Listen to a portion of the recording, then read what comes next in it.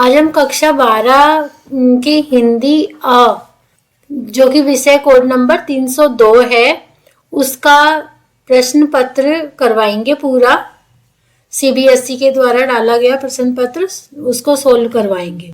देखो, इसमें 3 खंड है।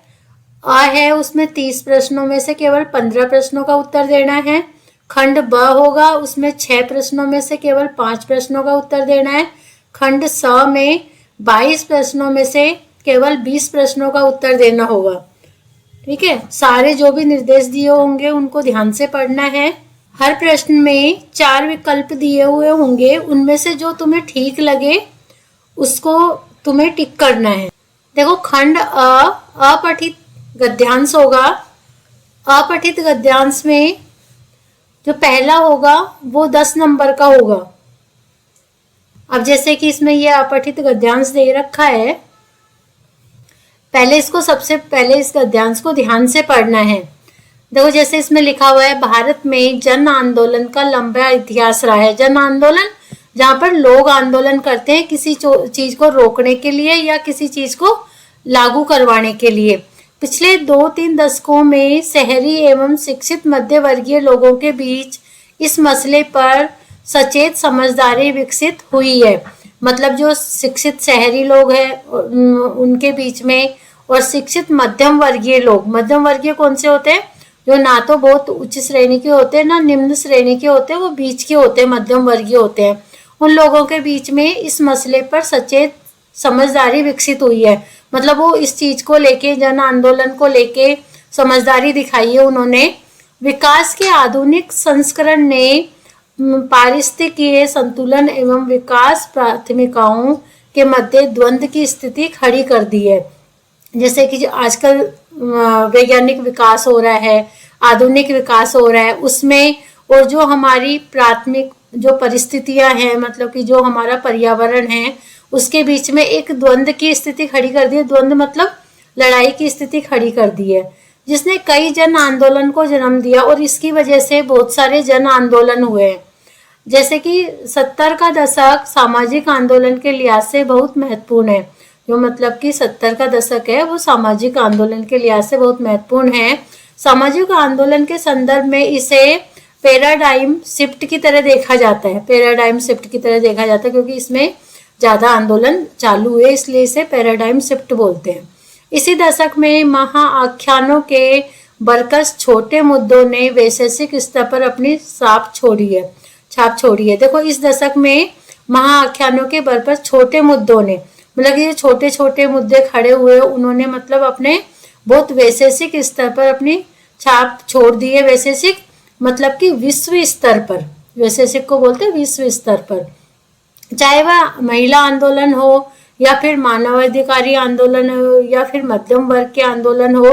जैसे महिला आंदोलन, महिलाओं के किसी उसको हित को देखकर कोई आंदोलन होता है, या महिलाओं ने कोई आंदोलन किया, या मानवाधिकार आंदोलन जैसे कि मानव के अधिकार को लेकर कोई आंदोलन हुआ हो, या कोई मध्यम वर्ग के आंदोलन हो, या कोई शांति आंदोलन हो। ये सारे मतलब इसी 70 के दशक में ही ज्यादा हुए हैं। ये आंदोलन सन 1973 में एक सुबह शुरू हुआ। और मतलब देखो, एक आंदोलन के बारे में बता रहे हैं कि पर्यावरण आंदोलन इसी क्रम में एक महत्वपूर्ण कड़ी समझी जाती है कि पर्यावरण को लेकर भी बहुत से आंदोलन हुए हैं, तो वो एक महत्वपूर्ण कड़ी है। जैसे कि एक आंदोलन के बारे में बता रहे हैं यहाँ पर कि ये आंदोलन सन 1973 में एक सुबह शुरू हुआ, जब चमोली जिले के सुदूर पहाड़ी कस्बे गोपेश्वर में इलाहाबाद के खेल का सामान बनाने वाली फैक्ट्री के लोग देवदार के 10 वृक्ष काटने के उद्देश्य से पहुंचे। मतलब चमोली गांव है, वहां पर वो पहाड़ियों पर स्थित है। वहां पर जो वहां के इलाहाबाद के एक खेल का सामान बनाने वाली फैक्ट्री थी, वो वहां पर देवदार के वृक्ष थे चमोली गांव में, उनको काटने के लिए पहुंचे। आरंभ में ग्रामीणों ने अनुरोध किया कि वे वृक्ष न काटे, परंतु जब ठेकेदार नहीं माने तो ग्रामीणों ने चिन्हित वृक्षों का घेराव किया और उससे चिपक गए। मतलब वो यह है कि उन्होंने आके कुछ वृक्षों को चिन्हित कर दिया, मतलब सर्कल कर दिया कि ये वाले वृक्ष हम काटेंगे। तो वहाँ के जो गांव के लोग थे उन्होंने पहले उनको प्यार से अनुरोध किया कि तुम वृक्ष ना काटो, परंतु जब वो ठेकेदार नहीं माने तो उन्होंने क्या किया, जो जो वृक्ष चिन्हित कर रखे थे, मतलब उन्होंने पहले से सेलेक्ट कर रखे थे, उनका उन्होंने घेराव कर दिया और उससे चिपक गए। पराजित ठेकेदारों को विवश होकर वापस जाना पड़ा, मतलब कि अब वो ठेकेदार हार गए उनके आगे और वापस चले गए। कुछ सप्ताह बाद ठेकेदार पुनः वापस आए और उन्होंने फिर वृक्ष काटने की कोशिश की, मतलब कि कुछ सप्ताह के बाद में वो दोबारा आए और फिर दोबारा से कोशिश की।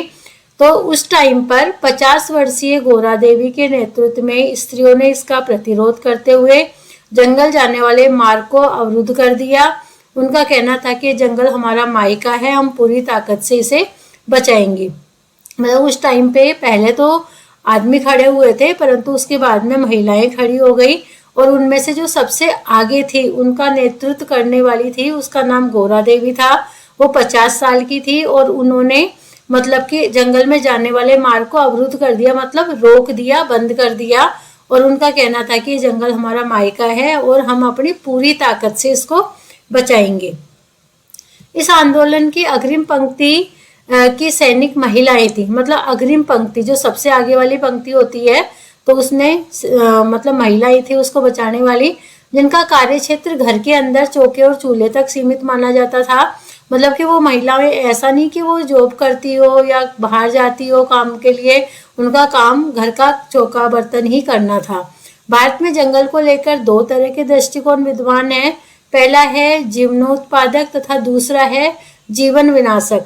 मतलब कि जैसे भारत में जंगल को लेकर दो तरह की दृष्टिकोण है, जैसे एक तो हो गया कि ये जीवनोत्पादक मतलब जीवन देने वाला है, दूसरा है जीवन विनाशक कि ये जीवन का विनाश करने वाला है।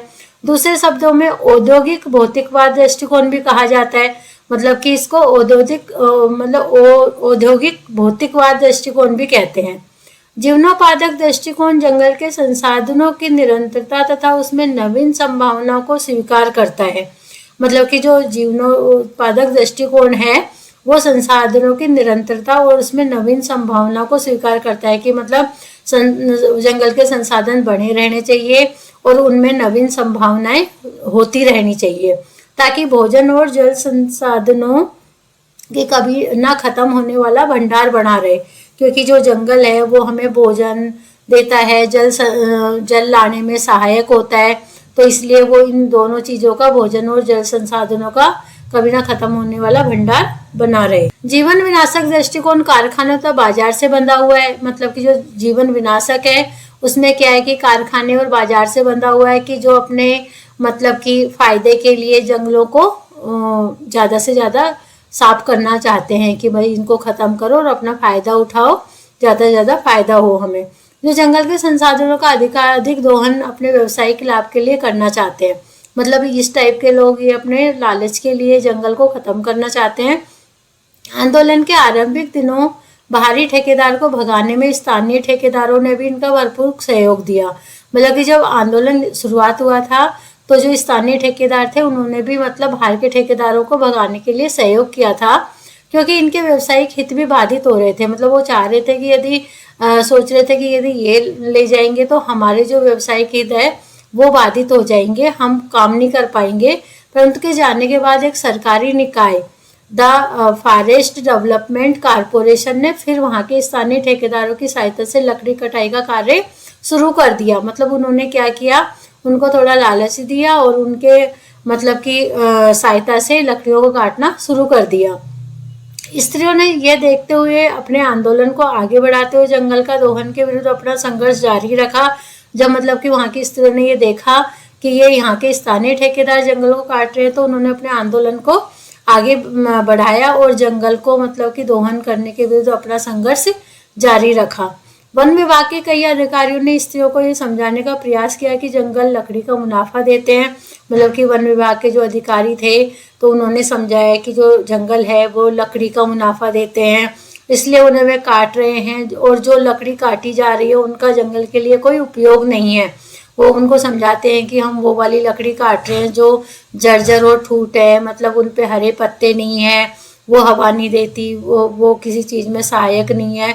परंतु महिलाओं ने उनको समझाया, किनको समझाया, वन विभाग के अधिकारियों को, कि दरअसल ये जंगल नवीनीकरण की प्रक्रिया है। वो बोलते हैं कि नवीनीकरण की प्रक्रिया मतलब कि जो पुराने हैं वो खत्म होते हैं और नए उत्पन्न होते हैं। इससे पुराने और जर्जर हुए पेड़ नए पौधों के लिए जैविक खाद का कार्य करते हैं। मतलब कि वो गिर जाते हैं, उनका जो पत्ते हैं, उनकी लकड़ियां हैं, वो सारा जैविक खाद का कार्य करती है। तो जंगल के संबंध में महिलाओं की समझ ने चिपको आंदोलन को एक नई दिशा दी। मतलब इस आंदोलन को चिपको आंदोलन कहते हैं क्योंकि जो वहाँ के लोग थे पेड़ों के चिपक गए थे और उन पेड़ों को बचाया था, इसलिए इसका नाम चिपको आंदोलन पड़ा। अब आते हैं क्वेश्चन आंसर। पूरा पैराग्राफ ध्यान से हमने समझा दिया। अब इसके हम क्वेश्चन आंसर करेंगे। इसके 4 ऑप्शन है, 4 में से एक सही होगा। तो पहला है जन आंदोलन के प्रति शहरी मध्यम वर्ग के नजरिए के बारे में लेखक का क्या अभिमत है।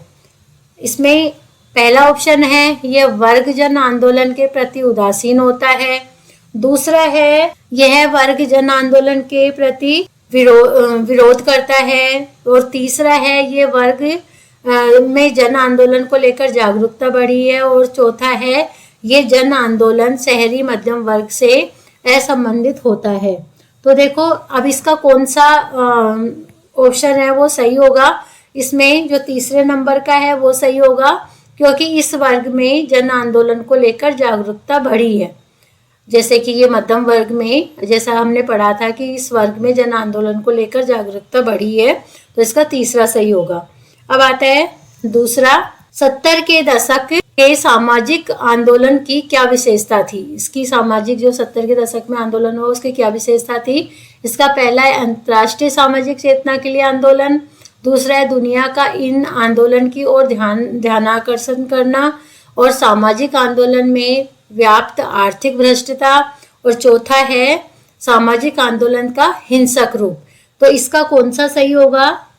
इसका देखो 70 के दशक के सामाजिक आंदोलन की विशेषता थी कि दुनिया का इन आंदोलन की ओर ध्यान आकर्षित करना।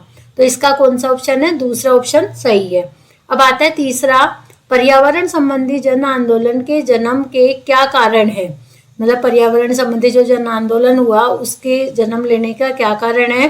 तो इसका पहला ऑप्शन है पारिस्थितिक संतुलन और विकास की प्राथमिकता में द्वंद्व। दूसरा है शिक्षित व कार्यकुशल युवाओं को रोजगार के पर्याप्त अवसर की कमी। तीसरा है मृदा का अपरदन तथा कृषि के लिए भूमि का कम होना।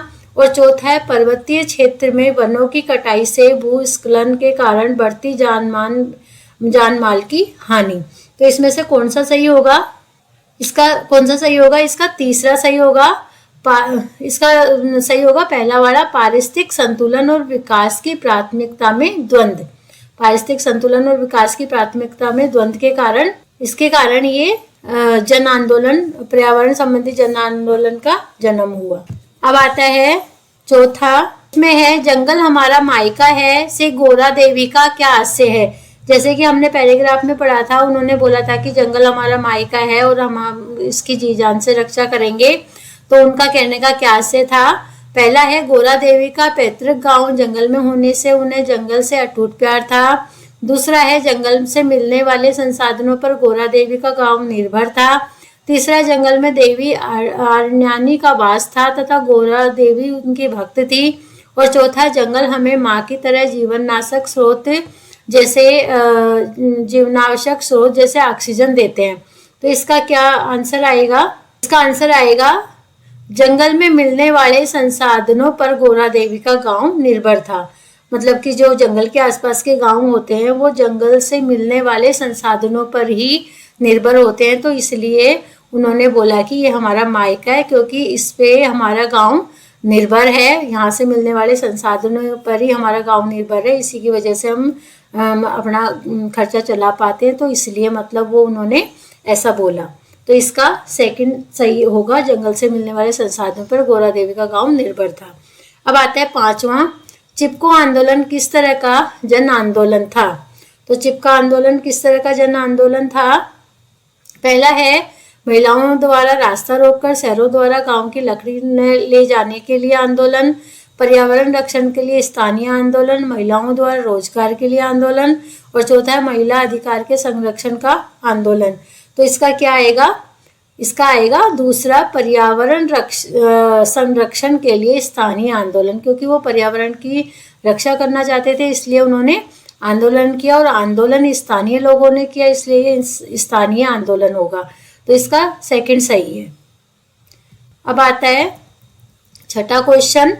तो छठा क्वेश्चन है, जंगल के वृक्षों को संसाधन समझकर उनकी अंधाधुंध कटाई किस तरह के दृष्टिकोण का प्रमाण है। तो इसका पहला है जीवनोत्पादक दृष्टिकोण, दूसरा है औद्योगिक भौतिकवाद दृष्टिकोण, तीसरा है औद्योगिक विकास का भौतिक शास्त्रीय दृष्टिकोण, चौथा है पर्यावरण संसाधन संरक्षण जीवनोत्पादक दृष्टिकोण। तो इसका क्या आएगा, इसका औद्योगिक भौतिकवादी दृष्टिकोण, क्योंकि औद्योगिक वजह से ही वो जंगल काट रहे थे, क्योंकि आजकल औद्योगिकरण ज़्यादा बढ़ता जा रहा है तो उसकी वजह से जंगल की कटाई हो रही है। तो इसका आंसर आएगा सेकंड, औद्योगिक भौतिकवादी दृष्टिकोण की वजह से अंधाधुंध कटाई होती है। तो ये औद्योगिक भौतिकवाद का दृष्टिकोण है, तो सेकंड इसका आएगा। अब आता है सातवां क्वेश्चन, चिपको आंदोलन के दौरान आंदोलनकारी महिलाओं ने जर्जर और ठूठ लकड़ियों का क्या लाभ बताया। मतलब जब उन्होंने बोला कि हम जर्जर और ठूठ पेड़ों को काट रहे हैं जिनका कोई फायदा नहीं है, तो तब उन्होंने क्या बोला। तो पहला है इनकी जंगल की भूमि कटाव को रोकने में अहम भूमिका है, दूसरा है इनके कारण जैविक पारिस्थितिक संतुलन कायम रहता है, तीसरा है ये पौधों की अगली पीढ़ी के लिए भूमि की उर्वरकता बढ़ाती है, चौथा है ये जंगल के छोटे जीवों को आवास प्रदान कर उन्हें सुरक्षा देते हैं। तो इसका क्या आएगा, इसका आएगा ये पौधों की अगली पीढ़ी के लिए भूमि की उर्वरकता बढ़ाती है, मतलब कि वो खाद जैविक खाद का काम करते हैं, तो इसलिए इसका तीसरा सही होगा। अब आता है चौथा, चिपको आंदोलन के दौरान स्थानीय ठेकेदारों का क्या उद्देश्य था। स्थानीय ठेकेदारों का क्या उद्देश्य था, बाहरी ठेकेदारों को बाहर खदेड़ना, वनों के संरक्षण को बढ़ावा देना, ग्रामीण महिलाओं को कामकाज के दूसरे अवसर प्रदान करना, आंदोलन को अव्यवस्थित करना। तो इसका क्या आएगा, आठवें का बाहरी ठेकेदारों को बाहर खदेड़ना, क्योंकि जब बाहरी ठेकेदार यदि वहां से फायदा उठाएंगे तो उनका नहीं होगा, तो इसलिए उनका उद्देश्य था कि बाहरी ठेकेदारों को बाहर खदेड़ दें और खुद फायदा उठाएं। अब आता है नवा क्वेश्चन, गंभीर मुद्दों पर महिलाओं की भूमिका का ये गद्यांश किस प्रकार रेखांकित करता है। तो देखो, घर और बाहर दोनों में महिलाओं की स्थिति एक समान है, पहला। दूसरा है ग्रामीण महिलाएं यदि निश्चय कर ले तो जीत उनकी ही होती है। तीसरा, घर और खेती कार्य के कारण महिलाएं विकास कार्यों में भाग नहीं ले पाती है। और चौथा है समझ शिक्षा से के परे परिवेश और संस्कृति में भी निहित होती है। तो इसका क्या आएगा, मतलब समझ शिक्षा के परे परिवेश और संस्कृति में निहित होती है। मतलब ऐसा नहीं है कि समझ उन्हीं में होती है जो पढ़े लिखे हो या शिक्षित हो या जॉब कर रहे हो, मतलब कि समझ उनमें भी हो सकती है जो उनका अच्छा परिवेश हो और अच्छी संस्कृति हो, तो उनमें भी समझ निहित होती है। तो इसका आएगा चौथा, मतलब समझ शिक्षा के परे परिवेश और संस्कृति में भी निहित होती है। अब आता है 10वां क्वेश्चन, लेखक का जीवनोत्पादक दृष्टिकोण से क्या आशय है। तो इसका पहला है प्राकृतिक संसाधनों की उपलब्धि और मार्ग में सामंजस्य, दूसरा है प्राकृतिक संसाधनों के दोहन का रेखांकन, तीसरा है आवश्यकता से अधिक उत्पादन कर उसे खपाने के लिए बाजार बनाना, चौथा है ये दृष्टिकोण व्यवसायिक उन्नति की ओर उन्मुख करता है। तो इसका क्या आएगा, इसका पहला आएगा प्राकृतिक संसाधनों की उपलब्धि और मांग में सामंजस्य, मतलब कि जो प्राकृतिक संसाधनों की उपलब्धि के हिसाब से उनकी मांग होनी चाहिए, तो इन दोनों में सामंजस्य होना चाहिए। अब आता है अपठित गद्यांश दूसरा, निम्नलिखित गद्यांशों को ध्यानपूर्वक पढ़िए। मतलब कि अपठित 2 गद्यांश आएंगे, तो अब दूसरा चल रहा है, इन दोनों में से एक करना है, या तो ऊपर का कर लो या ये वाला कर लो। तो अब देखो, ये वाला भी हम समझ लेते हैं, आपको दोनों में से एक करना है, या तो ऊपर वाला कर लेना या ये अथवा वाला नीचे वाला करना है। इसको समझाते हैं। विकास का सवाल आज विमर्श के केंद्र में है। आधुनिकता के प्रतिफल के रूप में प्रकट हुई विकास की अवधारणा के बारे में लोगों का विश्वास था कि विकास की यह अद्भुत घटना आधुनिक मनुष्य को अभाव, समाज और प्रकृति की दासता एवं जीवन को विकृत कर देने वाली शक्तियों से मुक्ति दिला देगी। मतलब विकास जो कि अब हो रहा है, सब जगह विकास हो रहा है, शिक्षा में विकास हो रहा है, विज्ञान में विकास हो रहा है और सब चीज़ों में विकास हो रहा है। तो मतलब कि विकास का सवाल आज विमर्श का केंद्र, मतलब कि उसमें आपस में विचार विमर्श कर रहे हैं, बातचीत कर रहे हैं कि जैसे आधुनिकता के प्रतिफल के रूप में प्रकट हुई विकास की अवधारणा, जैसे कि आधुनिकता में जो विकास की अवधारणा लोग मानते हैं उसका मतलब ये है कि लोगों का विश्वास था कि विकास की अद्भुत घटना आधुनिक मनुष्य को अभाव, समाज और प्रकृति की दास्ता और जीवन को विकृत कर देने वाली शक्तियों से मुक्ति दिला देगी। मतलब उसको सभ्य बना देगी, वो दास्ता से, प्रकृति की दास्ता से मुक्त हो जाएगा, जीवन को विकृत करने वाली जो शक्तियां होती है उनसे मुक्ति दिला देगी। लेकिन आधुनिक विकास का जो स्वप्न देखे थे उससे अपेक्षित परिणाम सामने नहीं आए। मतलब कि लोग बोल रहे हैं, उनका कहना है कि जो विकास के लिए उन्होंने स्वप्न देखे थे वो चीज़ सामने नहीं आई, वो स्वप्न साकार नहीं हुए। इसके फलस्वरूप लोगों का मन वैकल्पिक उपायों के बारे में सोचने लगा। मतलब कि वैकल्पिक उपायों के बारे में कि जो मन में आते रहते हैं, वैकल्पिक उपाय कोई भी आते रहते हैं तो उनके बारे में सोचने लगा। इस क्रम में हमें बरबस कुमारप्पा के विचार याद आते हैं, जिन्होंने इस बात की मजबूती के साथ रखा है कि विकास की जो गांधीवादी अवधारणा है वह सार्थक एवं टिकाऊ है। मतलब कि जो कुमारप्पा है उन्होंने मजबूती के साथ बोला है कि जो गांधीवादी अवधारणा है विकास की वही सबसे सार्थक एवं टिकाऊ है। उन्होंने क्या बोला है, जैसे कुमारप्पा का आर्थिक दर्शन व्यापक और मौलिक है। कुमारप्पा का आर्थिक चिंतन गांधीवादी अहिंसा पद्धति पर आधारित होने के कारण व्यक्ति की स्वतंत्रता, सृजनशीलता तथा दैनिक कामों से उसके स्वस्थ संबंध को महत्वपूर्ण मानता है। मतलब कि वो यही बोलता है कि जैसे स्वतंत्रता, सृजनशीलता और दैनिक काम से उसके स्वस्थ संबंध को महत्वपूर्ण मानता है, मतलब उनका संबंध स्वस्थ होना चाहिए, वो ज़्यादा महत्वपूर्ण है। कुमारप्पा के अनुसार किसी के दैनिक कामों में ही उनके सभी आदर्श, सिद्धांत और धर्म प्रकट हो जाते हैं। मतलब कि जो रोजाना के काम करता है उससे उसका सब कुछ प्रकट हो जाता है। यदि उचित रीति से काम किया जाए तो वही काम मनुष्य के व्यक्ति के विकास का रूप बन जाता है। मतलब कि जो हम दैनिक कार्य करते हैं वो यदि वो सही तरीके से करें तो वही हमारा विकास का रूप बन जाता है। कुमारप्पा बढ़ते हुए श्रम विभाजन के संदर्भ में लिखते हैं कि चीज़ों के बनाने की पद्धति में केंद्रीकरण के अंतर्गत जो श्रम विभाजन होता है, जो कि स्टैंडर्ड्स माल तैयार करने के लिए आवश्यक है। मतलब कि श्रम का विभाजन करना कि कोई कुछ करेगा, कोई कुछ करेगा, तो मतलब वो बोलते हैं कि स्टैंडर्ड का माल तैयार करने के लिए ये जरूरी है। उन्होंने व्यक्तिगत कारीगरी दिखाने का कोई अवसर नहीं मिलता। केंद्रीय उद्योगों में काम करने वाला उस बड़ी मशीन का एक पुर्जा भर बनकर रह जाता है, उसकी स्वतंत्रता और उसका व्यक्तित्व समाप्त हो जाता है। मतलब वही बोलते हैं कि आजकल मशीनें हैं, बड़ी बड़ी मशीनें हैं, सारे काम वही कर देती है और मनुष्य क्या है, उसका सिर्फ पुर्जा भर है, उसको चलाने वाला है, तो उसकी स्वतंत्रता और उसका व्यक्तित्व समाप्त हो जाता है। मतलब सारा क्रेडिट मशीनें लेके जाती है, आदमी का कोई रोल नहीं होता उसमें, सिर्फ मशीनों को चलाने वाला होता है, वो उनका पुर्जा भर है। कुमारप्पा के विचार आज के स्वचालित मशीन आधारित महाकाय उद्योगों में कार्यरत मजदूरों के जीवन का प्रत्यक्ष अध्ययन करने पर उन विचारों की सत्यता को सिद्ध करते हैं।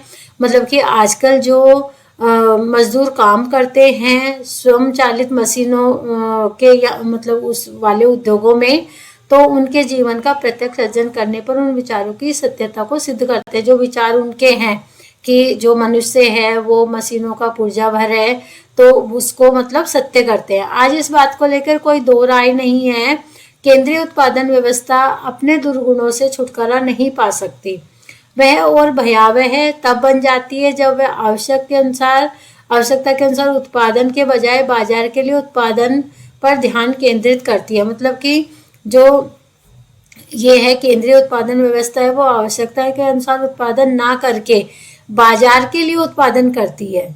बेहताश उत्पादन बाजार की तलाश करने के लिए विवश होता है तथा उसका अंत गला काट, परस्पर होड़ और युद्ध, उपनिवेशवाद इत्यादि में होता है।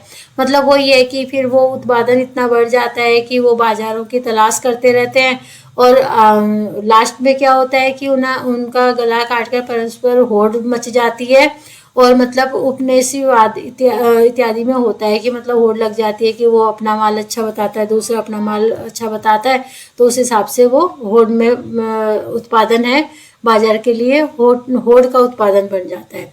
कुमारप्पा उपरोक्त तथ्यों को भलीभांति परख चुके थे तथा स्थानीय स्रोतों के दोहन पर ध्यान देने तथा उन्हें विकसित करने पर जोर देते थे। मतलब वो चाहते थे कि जो स्थानीय स्रोत है, जैसे कि पहले लोग हाथों से बनाते थे, छोटी छोटी मशीनें होती थी, अधिकतर काम उनका हाथों से होता था, अधिकतर लोगों को काम मिलता था, उनके लोगों की सारा टैलेंट दिखाई देता था, तो उसको ज़्यादा मतलब जोर देना चाहते हैं। कुमारप्पा विकास की जिस अवधारणा की बात करते हैं उनके केंद्र में व्यक्ति एवं मनुष्य हैं।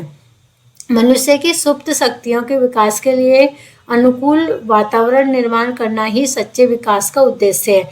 मतलब कि मनुष्य में जो सुप्त शक्तियां हैं, जो शक्तियां हैं मनुष्य के अंदर, वो क्या है, सोई हुई है, तो उनको जगाना ही सच्चा विकास का उद्देश्य है। ठीक है, अब आते हैं इसके क्वेश्चन। देखो पहला क्वेश्चन है, यहाँ पर 11 दे रखा है। पहला क्वेश्चन है, अवतरण के अनुसार विकास किसका प्रतिफल है? अवतरण के अनुसार विकास किसका प्रतिफल है? तो पहला है आनंदमयता का, दूसरा है वित्तीय प्रचुरता का, तीसरा है अवांछितता का, चौथा है शैक्षिकता का। तो इसका किसका आएगा? इसमें आएगा तीसरा, अवांछितता का। ठीक है। 12वां है, विकास के फलस्वरूप क्या परिवर्तन हुआ है? विकास के फलस्वरूप क्या परिवर्तन हुआ है? मनुष्य के अभावों का विस्तार, मनुष्य के अभावों का अंत, मनुष्य की दासता से मुक्ति, सामाजिक समस्याओं का अंत। तो इसमें क्या आएगा? इसमें आएगा दूसरा, इसमें आएगा मनुष्य के अभावों का विस्तार। पहला ऑप्शन है वो सही है, मनुष्य के अभावों का विस्तार हुआ है, मतलब कि मनुष्य के अभावों का विस्तार हुआ है। इसमें विकास के फलस्वरूप का परिवर्तन हुआ है कि इसमें मनुष्य के अभावों का विस्तार हुआ है। 13वां क्वेश्चन है, विकास के वैकल्पिक उपायों के बारे में चिंतन क्यों आरंभ हुआ? वैकल्पिक उपायों के बारे में चिंतन क्यों आरंभ हुआ? तो इसका पहला है कोविड महामारी फैलने के कारण, पर्यावरण में आए बदलावों के कारण, प्रत्याशित फल न मिलने के कारण, विश्व राजनीति में बदलाव के कारण। तो इसका क्या सही होगा? प्रत्याशित फल न मिलने के कारण। तो इसका तीसरा सही होगा, प्रत्याशित फल न मिलने के कारण। अब है 14वां क्वेश्चन, अवतरण के अनुसार विकास की प्रक्रिया कैसी होनी चाहिए? तो अवतरण के अनुसार विकास की प्रक्रिया कैसी होनी चाहिए? पहला है जो सामाजिक असमानता को समाप्त कर दे, दूसरा है विज्ञान की मदद से जीवन दीर्घायु कर सके, तीसरा है जो सार्थक तथा दूरगामी परिणामों पर केंद्रित हो, चौथा है इसमें लक्ष्य की प्राप्ति सर्वोपरि हो। तो इसका कौन सा आएगा? इसका आएगा जो सार्थक तथा दूरगामी परिणामों पर केंद्रित हो, मतलब जिसके सार्थक परिणाम हो और दूरगामी परिणाम हो, मतलब कि दूर तक जाने वाले परिणाम हो, तो उन पर केंद्रित होनी चाहिए। तो इसका तीसरा आंसर आएगा।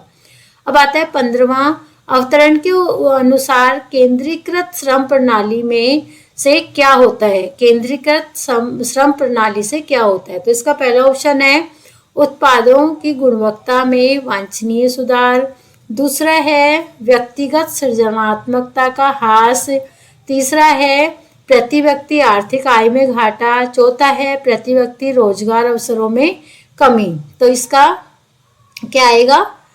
व्यक्तिगत सृजनात्मकता का ह्रास। इसका आएगा दूसरा।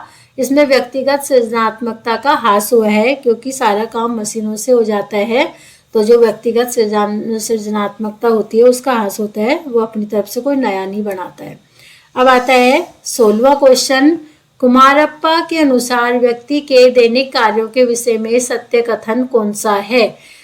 पहला है यह जीवन यापन हेतु आवश्यक पूर्ति के लिए होता है। दूसरा है ये उसकी विचारधारा पर आधारित होते हैं। तीसरा है ये उनकी रुचि एवं क्षमता के अनुसार होते हैं। चौथा है ये सामाजिक बंधनों के दायरे में बंधे होते हैं। तो इसका कौन सा आएगा? यह उसकी विचारधारा पर आधारित होते हैं, मतलब कि व्यक्ति के दैनिक कार्य क्या है उसकी विचारधारा पर आधारित होते हैं। तो ये वाला कथन सत्य है। अब आता है 17वां क्वेश्चन, कुमारप्पा निम्नलिखित में से किस विचारधारा के समर्थक प्रतीत होते हैं? जैसे कि उन्होंने बताया था वो कौन सी विचारधारा के समर्थक थे। तैयार वस्तुओं एवं उत्पादकों का आयात, दूसरा है नए उद्यमों से औद्योगिक आत्मनिर्भरता, तीसरा है अर्थव्यवस्था का उदारीकरण, चौथा है उद्योगों का वैशेषिकरण एवं निजीकरण। तो इसका कौन सा सही होगा?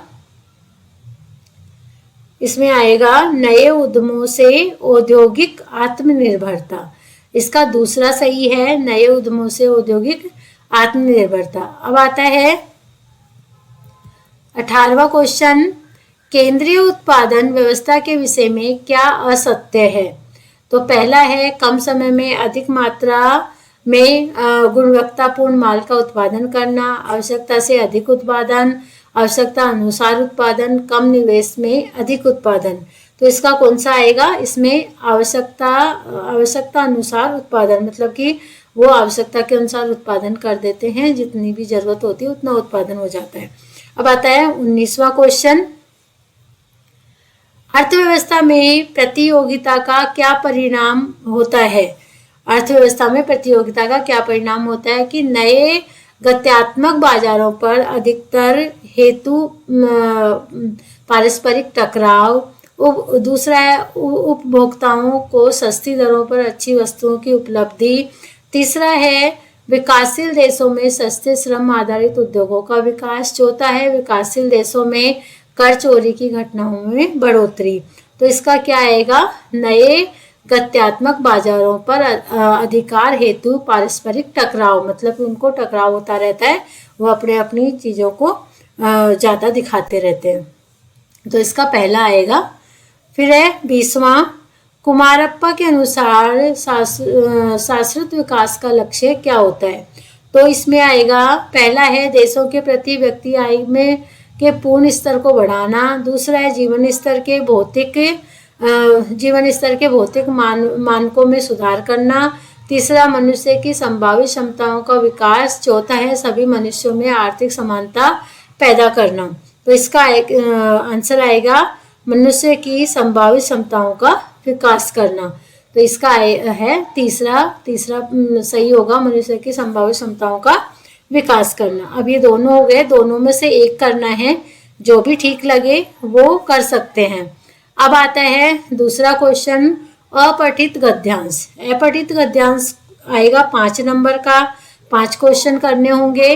तो पहले इसको ध्यान से पढ़ना है, समझना है, उसके बाद में इसके क्वेश्चन आंसर करने हैं। देखो, शांति नहीं तब तक जब तक सुख भाग न नर का सम हो, मतलब इसमें समानता को बताया गया है। तो इन्होंने बोला है कि जब तक शांति देश में शांति नहीं होगी, जब तक सुख भाग न नर का सम हो, मतलब कि जो सुख में भाग है वो सब लोगों का समान नहीं हो जाता, तब तक शांति नहीं होगी। नहीं किसी को बहुत अधिक हो, नहीं किसी को कम हो, मतलब कि ऐसे मिलना चाहिए सबको अधिकार कि ना किसी को बहुत ज़्यादा मिले और ना किसी को बहुत कम हो, सबको बराबर का भाग मिले, सबको सुख का भाग बराबर का मिले। ऐसी शांति राज्य करती है तन पर नहीं हृदय पर, मतलब कि यदि इस तरह की शांति हो जाए कि सबको बराबर का सुख भाग मिले, तो ऐसी शांति राज्य करती है तन पर नहीं, मतलब कि लोगों के तन पर राज्य नहीं करती, लोगों के हृदय पर राज्य करती है, मतलब सब लोग उसे हृदय से स्वीकार करते हैं।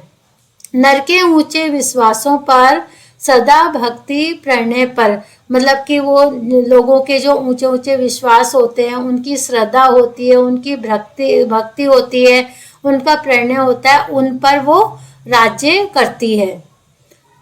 मतलब कि यदि सबको समान अधिकार मिलेगा तो वो मन तन श्रद्धा भक्ति से उसको मतलब कि मानेंगे, उसको मानेंगे और मतलब तभी वो शांति स्थापित हो पाएगी। न्याय शांति का प्रथम न्यायास है, जब तक न्याय न आता, मतलब अब इसमें बोला है कि जो न्याय है वो शांति का पहला न्यायास है। मतलब कि शांति का पहला काम क्या है, शांति कब स्थापित हो सकती है, जब मतलब कि न्याय हो, सबके साथ में बराबर का न्याय हो, सबको बराबर मिले। जब तक न्याय ना आता, मतलब जब तक न्याय नहीं आएगा, मतलब सबको सबके साथ न्याय नहीं होगा, सबको समान अधिकार नहीं मिलेंगे, तब तक शांति नहीं आएगी। जैसा भी हो, महल शांति का दृढ़ नहीं रह पाता। मतलब ये कि बिना न्याय के जो शांति का महल है, मतलब कि शांति है, वो दृढ़ नहीं रह पाती। मतलब शांति रूपी महल वो दृढ़ नहीं रह पाता, वो कभी भी खंडित हो सकता है। कृत्रिम शांति सशक आप अपने से ही डरती है। मतलब कि जो कृत्रिम शांति होती है, मतलब बनावटी, कृत्रिम में बनावटी शांति होती है, वो अपने आप से ही डर जाती है। खड़ग छोड़ विश्वास किसी का कभी नहीं करती। मतलब कि वो खड़ग को छोड़कर, खड़ग क्या होती है, तलवार क्या होती है, मतलब कि ये लड़ाई के रूप में बोला है इसको, कि वो सिर्फ उसको खड़ग को छोड़ के, लड़ाई को छोड़कर किसी पर भी भरोसा नहीं करती। कृत्रिम जो शांति होती है वो हमेशा मतलब कि अपने आप से भी डर जाती है, और उनको ये है कि लड़ाई झगड़े से ही हम मतलब लोगों पर राज्य कर सकते हैं, नहीं तो शांति स्थापित नहीं कर सकते।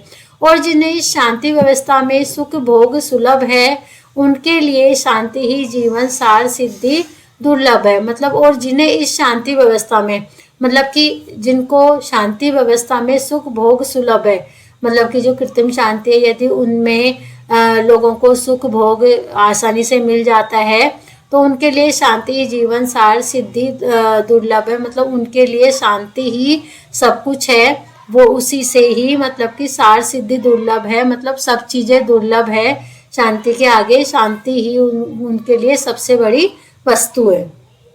अब आते हैं इसके क्वेश्चन। यहाँ पर 6 क्वेश्चन दिए होते हैं, उसमें से 5 करने हैं। पहला है, सामाजिक जीवन में अशांति का क्या कारण है। सामाजिक जीवन में अशांति का क्या कारण है? आनंद का अभाव, समता का अभाव, वास्तविकता का अभाव, प्रीति का अभाव। जैसे कि हमने अभी पैराग्राफ में पढ़ा है, सामाजिक जीवन में अशांति किस कारण से होती है? समता के अभाव, मतलब समानता का अभाव होता है, वहां पर अशांति होती है। दूसरा है, कृत्रिम शांति से क्या हानि होती है। मतलब ये 22वां क्वेश्चन होगा, कृत्रिम शांति से क्या हानि संभव है। तो कृत्रिम शांति से क्या होता है? न्याय मिलता है, शांति नहीं, विषेद विस्तार पाता है। तीसरा है, वास्तविक संबंधों के स्थान पर कृत्रिम भावों का प्रसार होता है, प्राकृतिक के बजाय कृत्रिम संसाधनों की बहुलता होती है।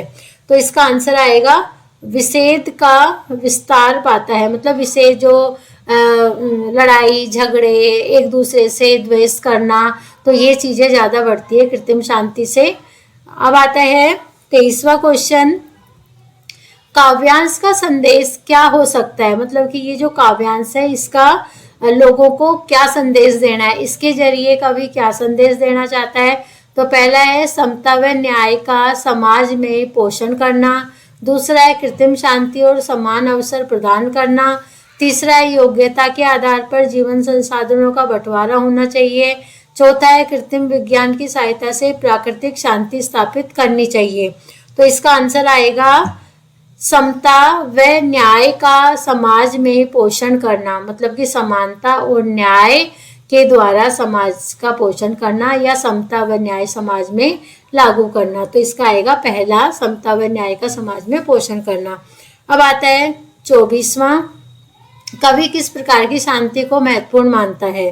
तो पहला है, न्याय और आर्थिक समानता पर आधारित, कृत्रिम शांति और आर्थिक समानता पर आधारित, कृत्रिम शांति से वैश्विक संघर्षों के समाधान पर आधारित, श्रद्धा भक्ति प्रणय व त्याग पर आधारित। तो इसका क्या आएगा? इसका आएगा 24 का क्या आएगा? न्याय और आर्थिक समानता पर आधारित। इसका आएगा पहला, न्याय और आर्थिक समानता पर आधारित शांति को महत्वपूर्ण मानता है, कि वो न्याय पर और आर्थिक समानता पर आधारित हो। किसी के साथ भेदभाव नहीं हो, सबको समान न्याय मिले। अब आता है 25वां क्वेश्चन, देश समाज में शांति स्थापना का प्रथम न्याय को क्या बताया गया है? तो पहले न्याय और व्यवस्था द्वारा ही समाज में शांति संभव है। दूसरा है समानता का व्यवहार न्याय के पश्चात होता है। तीसरा है कृत्रिम न्याय भी न्याय को सुदृढ़ बनाता है। चौथा है न्यायालय अन्याय के खिलाफ याचिका का प्रथम सोपान है। तो इसका 25वें का क्या आएगा? समानता का व्यवहार न्याय के पश्चात होता है। मतलब कि समानता का व्यवहार न्याय के पश्चात होता है कि न्याय सही मिलना चाहिए, तभी समानता का व्यवहार किया जा सकता है। अब आता है, इसके भी 2 पार्ट होंगे, एक या तो पहला वाला पार्ट करना है या अथवा के दूसरे वाला करना है। अब इसका है, देखो, प्रभु ने तुमको कर दान किए, सब वांछित वस्तु विधान किए। मतलब कि इसमें बोला है कि प्रभु ने तुमको कर दान किए, मतलब कि कर मीन्स हाथ, मतलब कि प्रभु ने तुमको हाथ दान किए हैं, सब वांछित वस्तु विधान किए। और मतलब कि जो भी वांछित वस्तु, जो भी तुम्हें चाहिए, वो सारी वस्तु तुम्हारे लिए उपयुक्त की है, तुम प्राप्त करो उनको न अहो। मतलब कि कहा गया है कि प्रभु ने सारी वस्तुएं हमें उपलब्ध करवाई है, अब उसको प्राप्त करना और ना करना हमारे हाथ में है।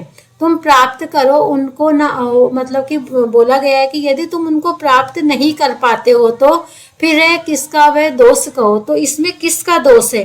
प्रभु का तो कोई दोष नहीं है। कई बार हमें कुछ नहीं मिलता तो हम कहते हैं भगवान ने हमें ये चीज़ नहीं दी, तो भगवान ने सारी चीज़ें विद्यमान की है, तो वो हमारे हाथ में है कि हम उसे प्राप्त करें या ना करें। तो यदि हम प्राप्त ना कर पाए तो उसमें हमारा दोष है, उसमें प्रभु का कोई दोष नहीं है। समझो न अलग किसी धन को, मतलब कि कोई भी चीज है, मतलब कि अलभ्य कोई भी अलभ्य नहीं, मतलब बिना प्राप्त करने योग्य कुछ भी नहीं है, हर चीज प्राप्त करने योग्य है। तो बोला है कि समझो ना अलभ्य किसी धन को, मतलब कि किसी भी चीज को तुम अप्राप्त करने योग्य ना समझो। नर हो न निराश करो मन को, मतलब कि तुम मनुष्य हो, तुम अपने मन को निराश मत करो। मतलब कि यदि तुम कोशिश करोगे तो सब कुछ तुम प्राप्त कर सकते हो। किस गौरव से तुम योग्य नहीं, कब कौन तुम्हें सुख भोग्य नहीं। मतलब कि लेखक बोलता है कि किस गौरव से, मतलब किस वजह से तुम योग्य नहीं हो, कि मैं तुम अपने आप को अयोग्य क्यों समझते हो, कब कौन तुम्हें, मतलब कि ऐसा कौन सा सुख है जो तुम्हारे द्वारा भोग्य नहीं है, मतलब कि तुम उसे प्राप्त नहीं कर सकते हो। जन हो तुम भी जगदीश्वर के, मतलब बोलते हैं कि तुम भी जगदीश्वर मतलब भगवान, तुम भी भगवान के जन हो, मतलब भगवान के भक्त हो। सब है जिनके अपने घर के, मतलब कि भगवान के लिए सब लोग उनके अपने एक घर के सदस्य के समान है। तो मतलब तुम भी उनके एक सदस्य हो। फिर दुर्लभ क्या है उनके मन को, नर हो न निराश करो मन को। फिर मतलब वो बोलते हैं कि फिर दुर्लभ क्या है उनके मन को, तो मतलब कि फिर दुर्लभ मतलब अप्राप्त करने योग्य, दुर्लभ क्या चीज है जो मतलब कि तुम उसे प्राप्त नहीं कर सकते, इसलिए तुम नर हो, अपने मन को निराश मत करो। करके विधिवाद न खेद करो, मतलब विधिवाद न खेद करो, मतलब कि हम एक दूसरे से बहसबाजी करते हैं और मतलब खेद करते हैं, धन खर्च करके खेद करते हैं। निज लक्ष्य निरंतर भेद करो, मतलब कि हमेशा अपने लक्ष्य की तरफ बढ़ते चले जाओ। लक्ष्य निरंतर भेद करो, मतलब लक्ष्य की तरफ आगे बढ़ते जाओ, जो भी मुसीबत आती जाए उसे दूर करते जाओ। बनता बस उद्यम ही विधि है, मतलब कि विधि क्या, तरीका, विधि होता है तरीका, तो उद्यम ही विधि है। उद्यम क्या होता है, कार्य करना, तो मतलब कि कार्य करना ही विधि है, कार्य करना ही काम है, मतलब कार्य करेंगे तो हम फल प्राप्त कर लेंगे। मिलती जिसके सुख की निधि, मतलब कि यदि हम कार्य करेंगे तो हम सुख की निधि मतलब सुख प्राप्त कर सकते हैं, सुख रूपी धन को प्राप्त कर सकते हैं। समझो धिक निष्क्रिय जीवन को, मतलब कि जीवन को निष्क्रिय समझो, मतलब कि हमेशा क्रियाशील रहो, कार्य करते रहो, और तुम मनुष्य हो, अपने मन को निराश मत करो। कहने का मतलब है कि यदि हम कार्य करेंगे तो हम हर लक्ष्य को, मेहनत करेंगे तो हम हर लक्ष्य को प्राप्त कर सकते हैं। ऐसा कोई भी लक्ष्य नहीं है जो अप्राप्त करने योग्य हो। अब इसके प्रश्न है, 26वां क्वेश्चन है, वांछित वस्तुओं को प्राप्त न कर सकने में किसका दोष है? तो पहला है अकर्मण्य मनुष्य का, दूसरा है समाज में व्याप्त असमानता का, तीसरा है निराश नर नारियों का, चौथा है निराशाजनक परिस्थितियों का। तो इसका क्या आएगा? अकर्मण्य मनुष्यों का, मतलब कि जो कर्म नहीं करते ऐसे मनुष्यों का वांछित वस्तु को प्राप्त न कर सकने में उन्हीं का दोष है, क्योंकि वो कर्म नहीं करते। तो इसका पहला सही होगा। दूसरा है विधिवाद का खेद कौन व्यक्त करता है? तो इसमें है भाग्यवादी लोग, विधिवक्ता लोग, परिश्रमी लोग, भाग्यशाली लोग। तो इसका क्या आएगा? भाग्यशाली लोग, भाग्यवादी लोग। मतलब कि विधिवाद का खेद कौन करता है? भाग्यवादी लोग, जो भाग्य के भरोसे रहते हैं ना, कि हमें ये नहीं मिला, वो नहीं मिला, भाग्य के ऊपर ही रहते हैं। तो इसका पहला आएगा भाग्यवादी लोग, की मतलब कि जो भाग्य को मानते हैं कि भाग्य में होगा तो अपने आप मिल जाएगा, हमारे भाग्य में नहीं था इसलिए नहीं मिला, और वो ये सोचकर कर्म नहीं करते हैं। तो इसका पहला आएगा भाग्यवादी लोग। अब आता है 28वां क्वेश्चन, इस काव्यांश से क्या प्रेरणा मिलती है? तो पहला है न रहे अतः निराश ना हो, दूसरा है आशा के साथ जगदीश्वर पर भरोसा रखें, तीसरा लक्ष्य है अतः पाने का प्रयास करें, चौथा है नियति निश्चित है अतः प्रतीक्षा करें। तो इसका आंसर क्या आएगा? कि लक्ष्य है अतः पाने का प्रयास करें, मतलब कि अपना एक लक्ष्य रखें कि हमें ये चीज़ प्राप्त करनी है और उसे पाने का प्रयास करें, ये सोच के नहीं रहें कि हमें अपने आप मिल जाएगा। तो इसका आएगा तीसरा, लक्ष्य है अतः पाने का प्रयास करें। 28वां का तीसरा है। अब आता है 29वां, इस काव्यांश में कवि के कौन से विचार का परिचय मिलता है? तो पहला है कवि अलभ्य धन अर्जित कर गौरव प्राप्ति के लिए प्रेरणा दे रहा है, दूसरा है कवि बता रहे हैं कि भगवान जी के लिए सभी जन एक समान है, तीसरा है कवि कर्मण्यवादी का रास्ते का मार्ग अपनाना, अपना कर्म करने को कह रहे हैं, चौथा है कवि कह रहे हैं कि निराश लोग पर नियति स्वीकार करनी चाहिए, निराशा त्याग कर नियति स्वीकार करनी चाहिए। तो इसका क्या आएगा?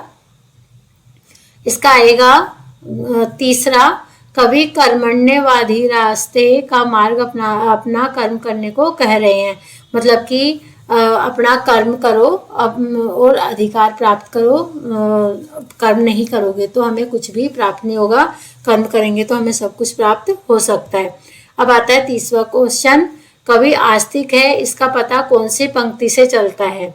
तो देखो इसमें है, पहला है समझो न अलभ्य किसी धन को, न रहो न निराश करो मन को, दूसरा है करके विधिवाद न खेद करो, निज लक्ष्य निरंतर भेद करो, तीसरा है जन हो तुम भी जगदीश्वर के, सब है जिसके अपने घर के, चौथा है बनता बस उद्यम ही विधि है, मिलती जिससे सुख की निधि है। तो इसमें इसका आंसर आएगा तीसरा, कि जन हो तुम भी जगदीश्वर के, कि तुम भी उसी भगवान के बंदे हो और उनके घर के आदमी हो। तो ये तीसरे से पता चलता है कि वो आस्तिक है। अब आता है ख पाठ, अभिव्यक्ति और माध्यम के पाठों पर आधारित प्रश्न। 12th क्लास में अभिव्यक्ति और माध्यम एक किताब है, उसमें से 5 नंबर का आएगा। तो इसमें से 5 प्रश्न आएंगे 5 नंबर के। पहला है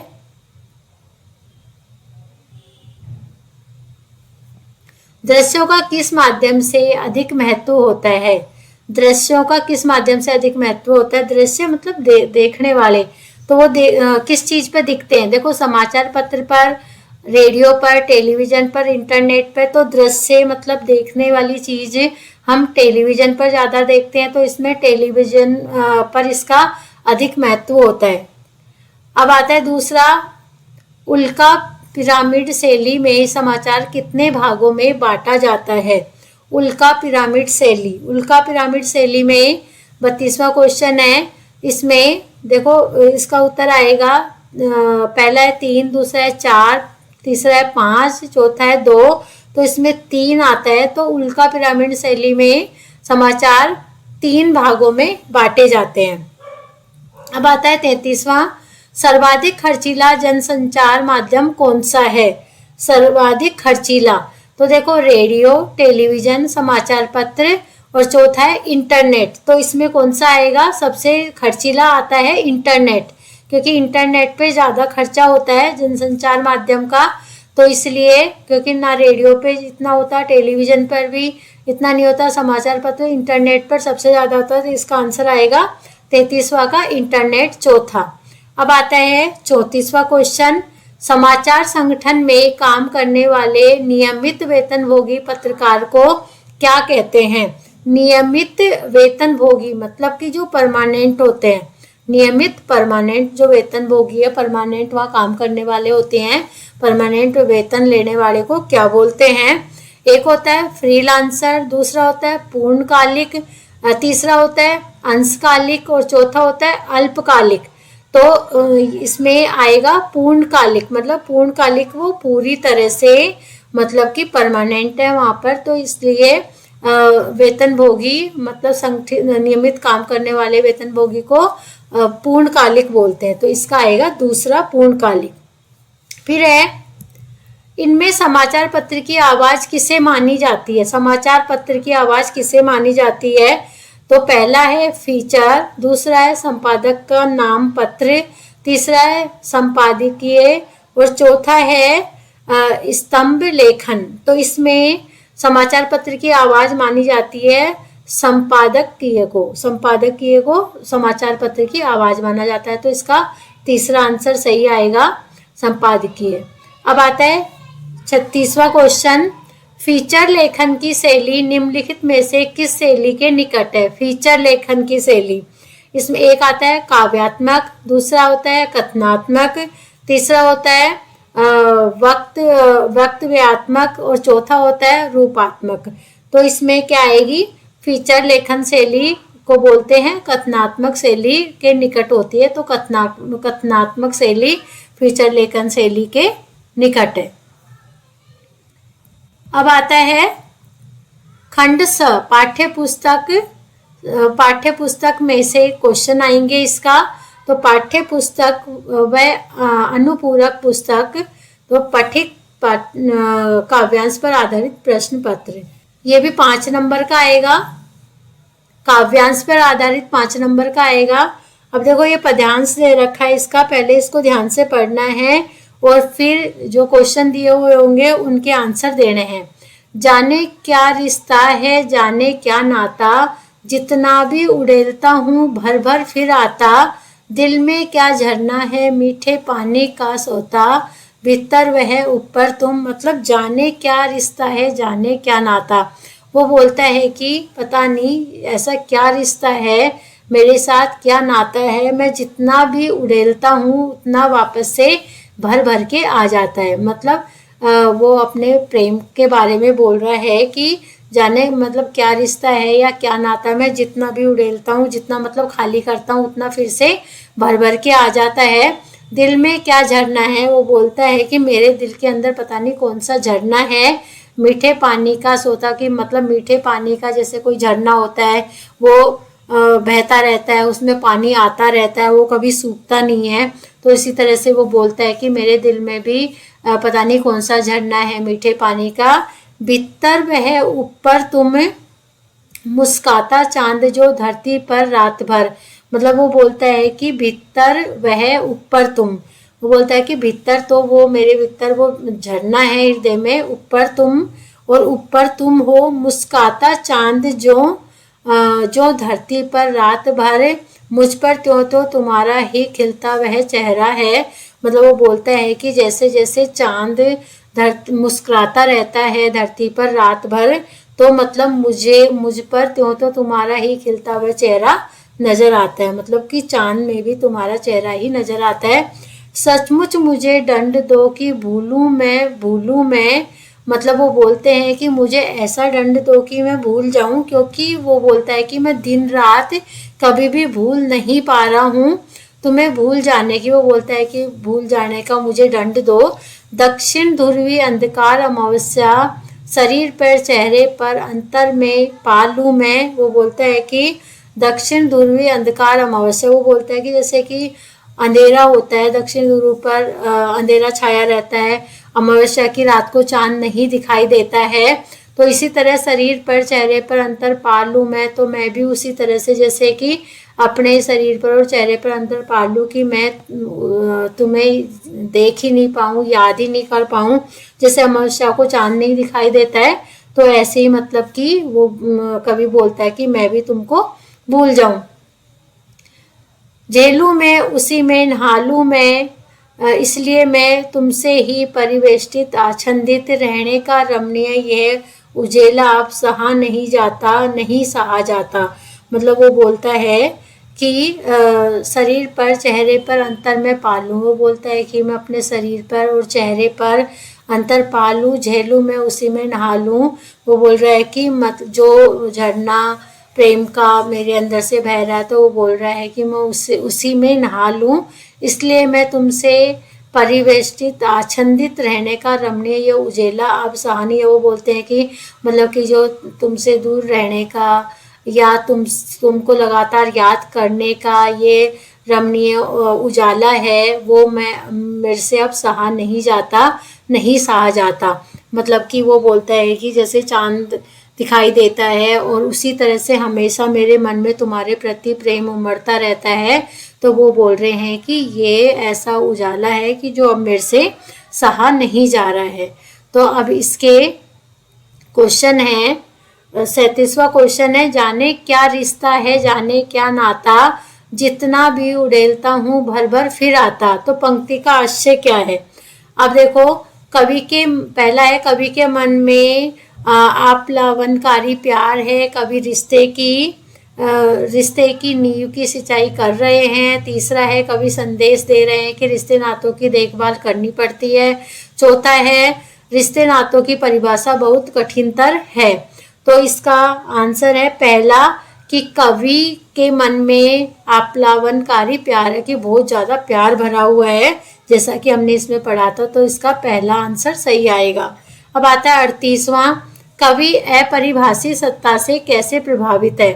अपरिभाषित सत्ता से कैसे प्रभावित है? तो पहला है आंतरिक रूप से, दूसरा है बाहरी रूप से, तीसरा आंतरिक तथा बाहरी रूप से, चौथा है दिल दिमाग दोनों की गहराइयों से। तो इसका क्या आएगा? आंतरिक और बाहरी रूप से। मतलब आंतरिक रूप से उसके दिल में, बाहरी रूप से भी वो दिखाता है, आंतरिक रूप से भी, दोनों तरह से अपरिभाषित करता है। तो इसका आएगा तीसरा, आंतरिक और बाहरी रूप से। अब आता है 39वां क्वेश्चन, कवि अपरिभाषित सत्ता जिससे वे प्रभावित है उन्हें भूलना क्यों चाहते हैं। तो पहला है, कवि कल्पना से निकल यथार्थ में आना चाहते हैं। कवि अबोध प्रेयसी से प्रेम करने की भूल का दंड चाहते हैं। तीसरा है, कवि प्यार की नश्वरता से परिचित हो गए हैं इसलिए उन्हें भूलना चाहते हैं।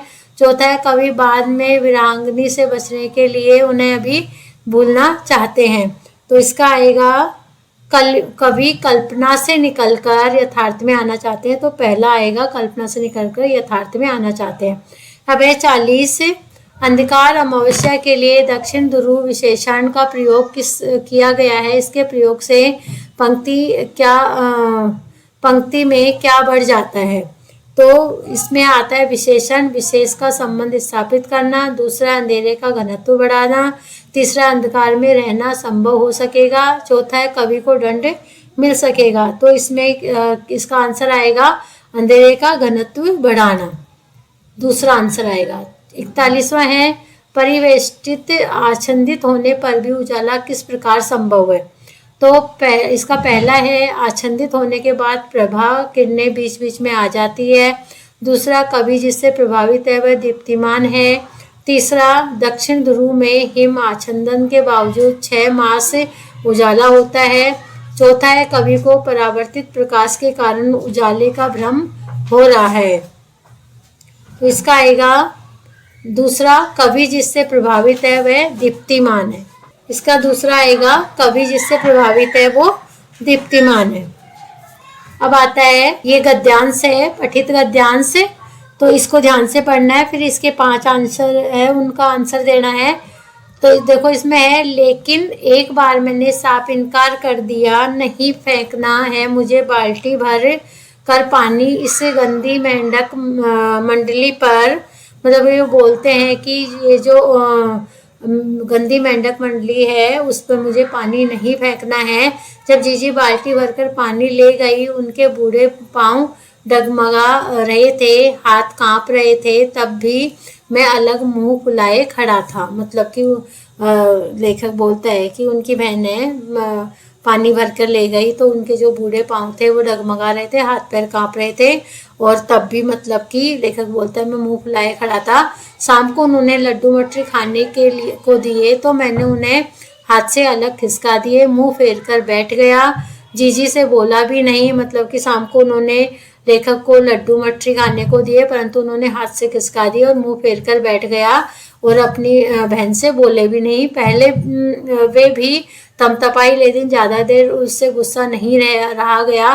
जब पहले तो उनकी बहन भी गुस्सा हुई परंतु थोड़ी देर बाद उनका गुस्सा शांत हो गया और पास आकर मेरा सिर अपनी गोद में लेकर बोली, देख भैया रूठ मत, मेरी बात सुन, ये सब अंधविश्वास नहीं है।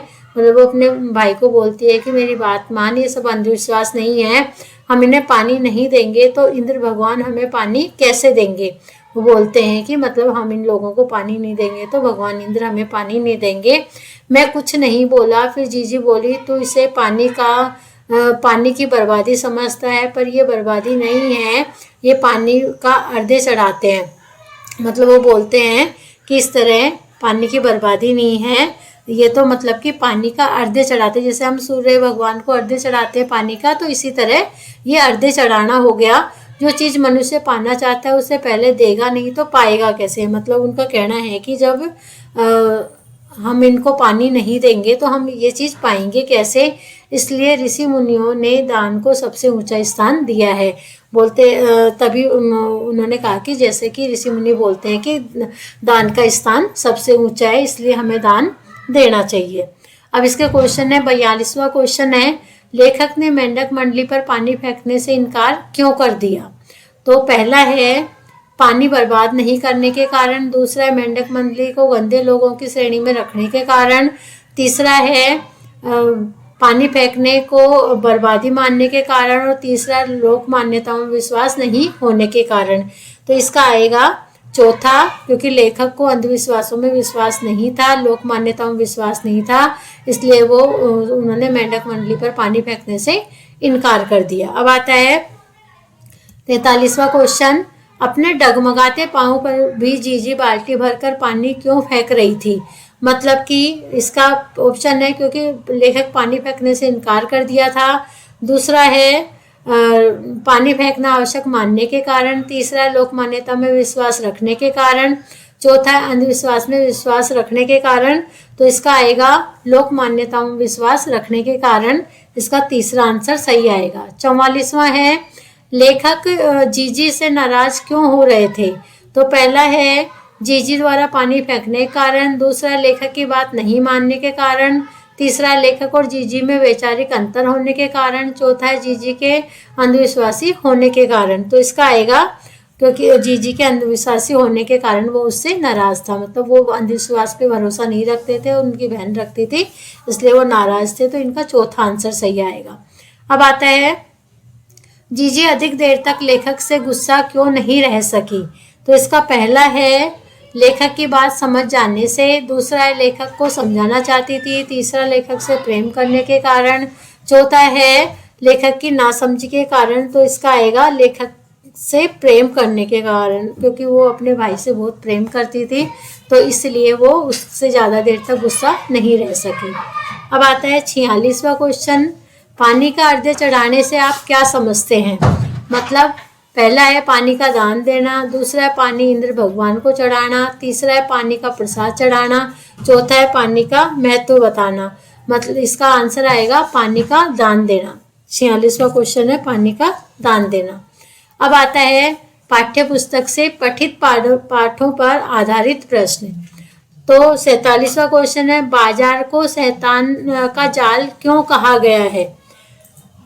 देखो इसके ऑप्शन है पहला है सब कुछ खरीदने के लालच के कारण, दूसरा है मनुष्य की सोच पर कब्जा कर लेने के कारण, तीसरा बाजार की गिरफ्त में आने के कारण, चौथा है अतृप्त रहने के कारण। तो इसका आएगा दूसरा, मनुष्य की सोच पर कब्जा कर लेने के कारण, मतलब बाजार ने मनुष्य की सोच पर कब्जा कर लिया है, इसलिए बाजार को शैतान कहा गया है। फिर आता है 48वां क्वेश्चन, किन परिस्थितियों में हमारा मन शीतल हो जाता है, एक गीत कविता के आधार पर लिखिए। तो इसमें आएगा पहला उत्साह के अभाव में, दूसरा है प्रेरणा के अभाव में, तीसरा है लक्ष्य के अभाव में, चौथा है शक्ति के अभाव में। तो इसका आंसर आएगा प्रेरणा के अभाव में, दूसरा आएगा प्रेरणा के अभाव में हमारा मन शीतल पड़ जाता है। अब आता है 49वां क्वेश्चन, कमरे में बंद अपाहिज कविता के माध्यम से कवि ने दृश्य संचार माध्यम के किस स्वरूप को सामने रखा है। तो पहला है संवेदनशीलता, दूसरा है मानवीय, तीसरा है असंवेदनशीलता, चौथा है अमानवीय।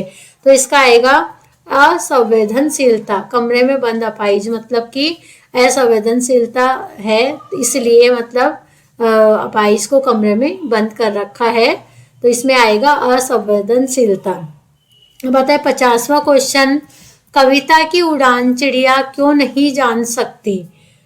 कविता की उड़ान चिड़िया क्यों नहीं जान सकती। तो पहला है सीमित संभावनाओं के कारण, दूसरा है सीमित शक्ति के कारण, तीसरा है कल्पना शक्ति के अभाव के कारण, चौथा है अपनी सीमित सीमाओं के कारण। तो इसमें आएगा अपनी सीमित सीमाओं के कारण, क्योंकि चिड़िया की सीमाएं सीमित है, तो इसलिए वो उड़ान कविता को नहीं जान सकती।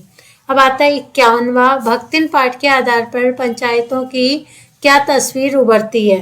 पहला है पंचायतें गूंगी, लाचार और अयोग्य है, दूसरा है वे सही न्याय नहीं कर पाती है, तीसरा है वे दूध का दूध और पानी का पानी करती है, चौथा है वे अपने स्वार्थ को पूरा करती है। तो इसका आएगा पंचायत गूंगी, लाचार और अयोग्य है, मतलब वो ठीक प्रकार से न्याय नहीं कर पाती है।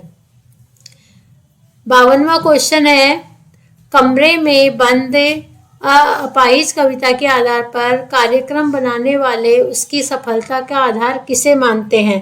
पहला है दर्शकों के सामने अधिक से अधिक सही तथ्यों का उचित विश्लेषण करने से, दूसरा है अधिक से अधिक दर्शकों को अपना कार्यक्रम दिखाकर उनकी टीआरपी बढ़ाने से, तीसरा है दर्शकों की भावना को किसी भी हाल में उत्तेजित करने से, चौथा है ऐसे तथ्य को उजागर करने से जो जनता से छिपाए गए हैं या उनसे वो अनजान है।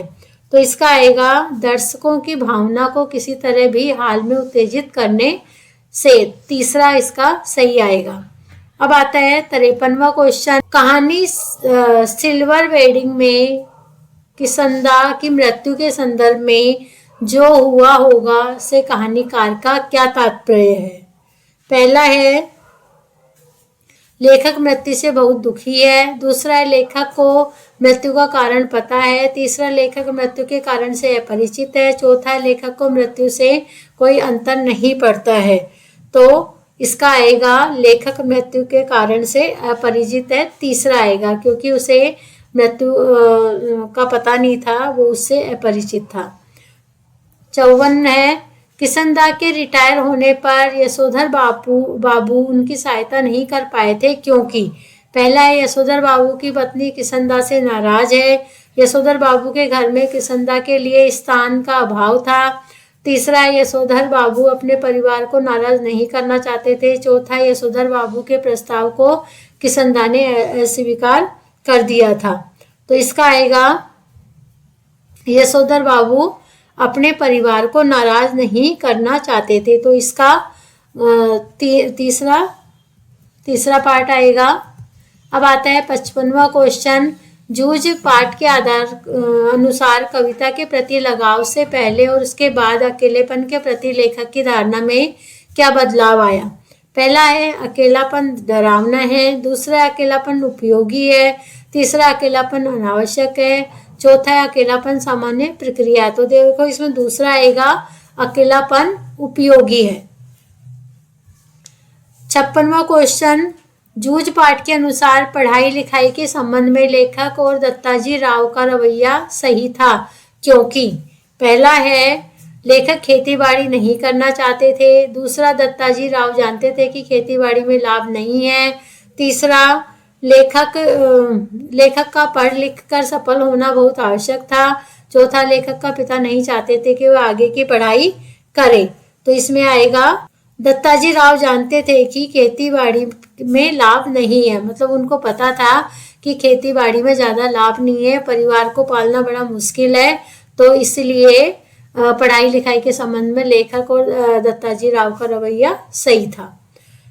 57 क्वेश्चन है, कहानी सिल्वर वेडिंग के अनुसार यशोधर बाबू की पत्नी समय के साथ ढल सकने में सफल होती है, लेकिन यशोधर बाबू असफल रहते हैं। यशोधर बाबू की असफलता का क्या कारण था?